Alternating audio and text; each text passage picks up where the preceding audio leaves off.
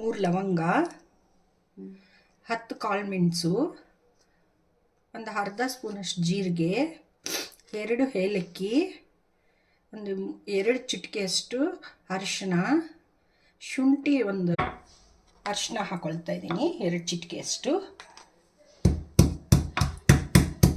ಅಲ್ಲಿ ನಾನು 2 ಗ್ಲಾಸ್ ನೀರು ಹಾಕೊಳ್ತಾ ಇದ್ದೀನಿ.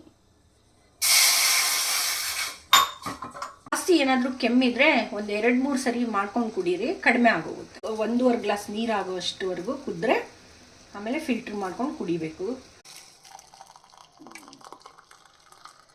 ಕಷಾಯ ರೆಡಿ.